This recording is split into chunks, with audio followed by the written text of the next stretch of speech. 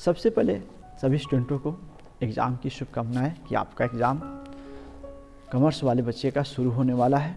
और चूँकि हम एक अकाउंट्स का टीचर हूँ, कॉमर्स का टीचर हूँ, और हमें लगा कि इंग्लिश भी आप लोग कहीं ना कहीं पढ़े हैं, कहीं ना कहीं समझे हैं, कहीं ना कहीं आप जान रहे हैं, लेकिन इसमें एक टिप्स देना हमको ज़रूर लगा कि आपका मार्क्स थोड़ा सा इंक्रीज हो जाए। पहले से जो मार्क्स आप सोच रहे हैं उसमें थोड़ा सा चल जाए। बहुत बार ऐसा होता है कि जब आपके हाथ में क्वेश्चन पेपर जाएगा और वो भी पहला दिन आपका एग्ज़ाम होगा, साइंस वाले और कॉमर्स बच्चे का इंग्लिश में पहला शिफ्ट में एग्ज़ाम है और पहला दिन होगा, इसलिए निश्चित रूप से आपको घबराहट ज़्यादा होगी।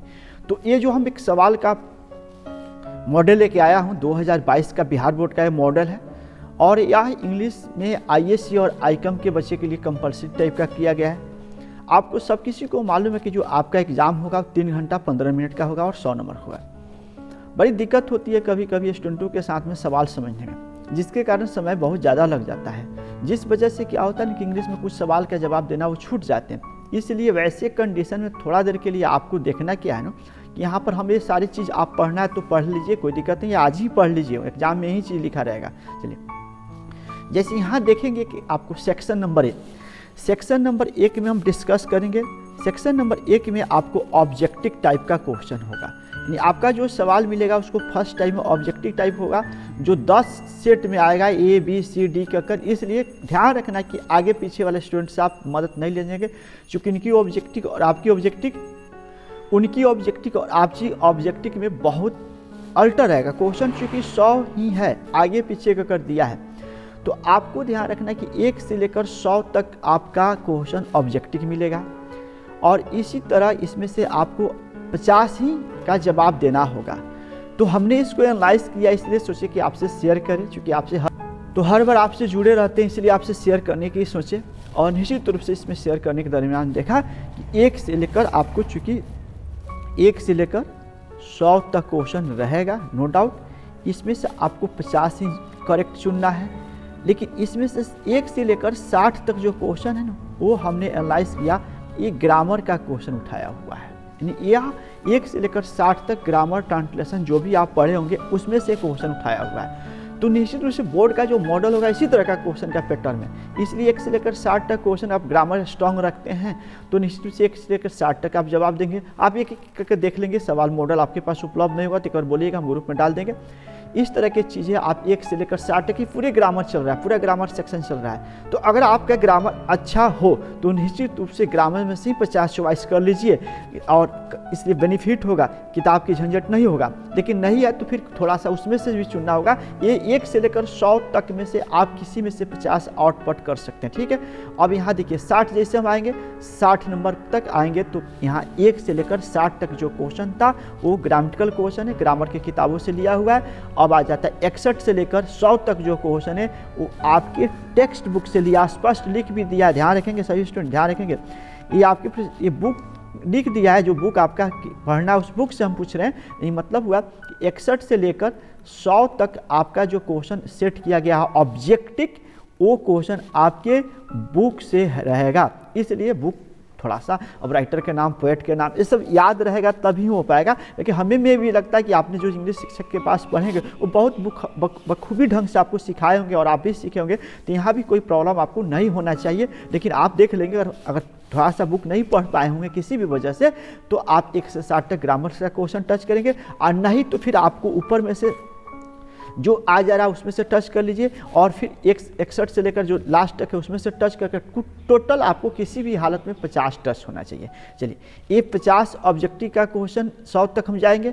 100 तक जैसे सेशन में जाएंगे, ध्यान से देखेंगे, एक क्वेश्चन आप लोग को मिल जाएगा, इसके लिए ज़्यादा परेशान होने की जरूरत नहीं है। आप सेक्शन बी में जाएंगे, section B is a descriptive question. तो ध्यान रखना कि आपको OMR पेपर पहला दिन मिलेगा, ध्यान रखना, सभी बच्चे सुनेंगे कान खोलकर कि ये 1 घंटा 15 मिनट के बाद ये आपके पास से OMR पेपर जो है वो ले जाएगा। इसलिए आप लोग पहले ऑब्जेक्टिव को डील करके और तब सब्जेक्टिव के तरफ मूव कीजिएगा तो ज़्यादा बेनिफिट होगा। तो सब्जेक्टिव के क्वेश्चन में देखिए यहाँ लिख रहा है राइट NA essay के क्वेश्चन हम समझा देते हैं। देखिए, राइट एन ऐसे on any one of the flowing, मतलब इसमें से आपको एक ऐसे लिखना है जो दिया हुआ है और 8 नंबर का होगा। नहीं, इस 5 गो में से जैसे आप यूज ऑफ इंटरनेट, इंटरनेशनल होगा, डे एंड इंडियन फेस्टिवल, ये सब जो 5 दिया है ना, इसमें से एक किसी का जवाब एक लिखना होगा, एक का आपको ऐसे लिखना होगा। इसलिए आपको मान के चलिए कि एक ऐसे आपको हर हाल में लिखना होगा। अब इसमें कह रहा है explain of one of the flowing, इसमें से 2 नंबर जो क्वेश्चन रहेगा उसमें से 4 दिया है, तो 4 में से किसी एक का जवाब देना है जो 4 नंबर का होगा। ध्यान रखना, ये ज़्यादा नहीं जवाब दीजिएगा, उससे बेनिफिट नहीं होगा, एक का ही जवाब आपको इसमें से देना है। उसके बाद है 3 नंबर में एक्सप्लेन फॉर, फिर उसी तरह इसमें से एक का किसी एक का जवाब आपको देना है। ऐसे दिया है तो 4 ठो, लेकिन आपको कोई एक का जवाब देना होगा। अब देखिए 4 नंबर में जाएंगे तो 4 नंबर में लेटर राइटिंग है। लेटर राइटिंग में 2 लेटर लिखना है, दोनों में से कोई एक लिखना है। तो 4 लिखिएगा तो 4 नंबर देके लिखिएगा, और 4 का 8वां लिखिएगा तो 4 और लगा के तब जवाब लिखिएगा। इस दोनों में से कोई एक का जवाब आपको लिखना है। तो आप लेटर जरूर सीखे होंगे, लेटर लिखना इंग्लिश पढ़ते होंगे तो नहीं सीखे होंगे तो दुर्भाग्य की बात है, लेटर लिख लीजिएगा।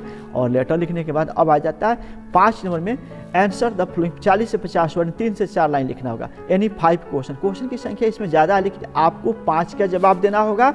और जो जवाब दीजिएगा 5 का ए लिखिएगा तो 5 का ए, 5 का सी लिखिएगा तो सी लिखिएगा, नहीं 5 नंबर लगा के जो नंबर लगाना लगा कर तभी आंसर लिखिएगा तो बेनिफिट होगा।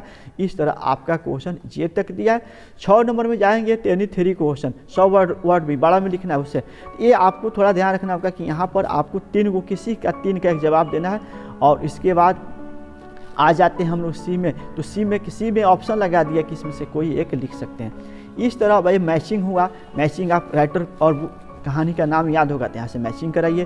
ट्रांसलेशन पढ़ें तो ट्रांसलेशन बनाइए। कोई 5 ट्रांसलेशन 8 पूछ रहा है लेकिन 5 का जवाब देना, ध्यान रखना। मैच अब तो इसमें भी मैचिंग कराना है, बहुत सिंपल क्वेश्चन दिया है इस तरह। इसके बाद दिया है एक थोड़ा सा ये मतलब पैराग्राफ दिया है, इसको पढ़ना है, इसको इसी में से प्रश्न दिया है, इसका जवाब देना है। ये 4 सवाल है, एक लाइन का जवाब होगा। तो आपको इसको पढ़कर ये जो स्पेस दिया है इसको ऐसे समरी मिलेगा, तो इसको समरी वाला तो बन ही जाना चाहिए क्योंकि सारा आंसर इसी में रहता है। और पढ़कर इस सबका जवाब 1-2 लाइन में लिखना है। इस तरह आपको चलना है और इस तरह इंग्लिश आपका अच्छा से बीतेगा। तो मैं आशा करता हूँ कि आपको वीडियो बहुत मदद करेगा। और अगर आप लोग डिमांड कीजिएगा तो फिर नेक्स्ट जो सब्जेक्ट परीक्षा होने वाला है उस पर भी इंग्लिश बीतने के बाद बनाऊँगा। धन्यवाद।